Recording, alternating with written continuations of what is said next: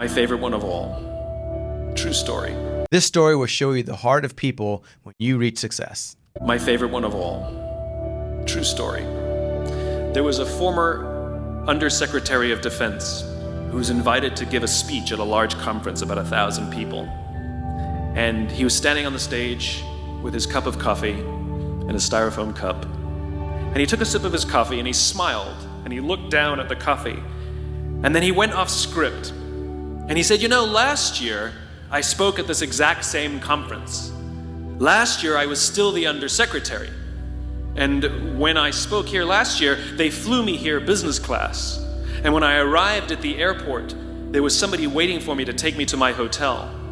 And they took me to my hotel and they had already checked me in and they just took me up to my room. And the next morning I came downstairs and there was someone waiting in the lobby to greet me, and they drove me to this here same venue and handed me a cup of coffee in a beautiful ceramic cup. He says, I'm no longer the undersecretary. I flew here coach. I took a taxi to my hotel and I checked myself in. When I came down the lobby this morning, I took another taxi to this venue.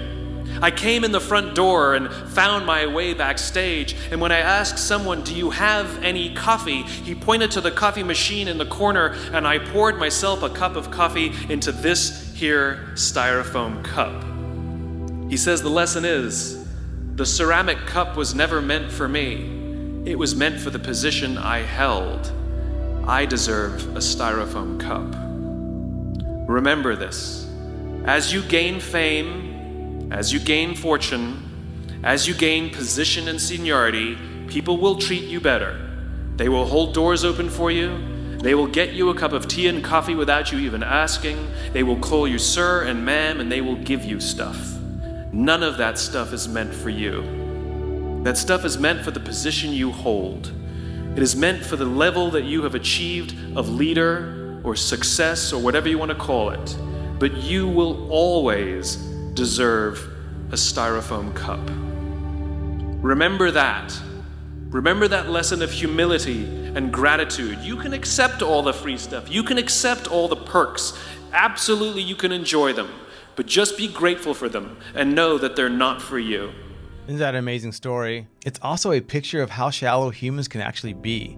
They care more about your success or your position than they do about you, the person. This is the reality of the human experience. The Bible calls this a respecters of persons, and it actually asks us not to do that. In the scriptures, it talks about in the church, do not give more position or special favors to people with more money or to people of leadership or more influence. When we think about the perfect picture, Jesus Christ, when he came down to this earth, he was not born in the royal palace. He was not born with servants around him. In fact, he was born in a place that no one even cared about. This place was known for nothing good coming out of it. Jesus himself said the Son of God did not come to be served, but to serve. He also said the greatest among you shall be a servant. And so I feel like this story is really aimed at leaders and people with affluence and influence. Do not buy into the hype and do not feed your ego. It is not wrong to achieve this level of success. However, stay humble. The Bible says pride comes before the fall. Today's leaders across many churches are falling by the wayside. We're seeing scandal after scandal, and it begs the question, did these people stay humble,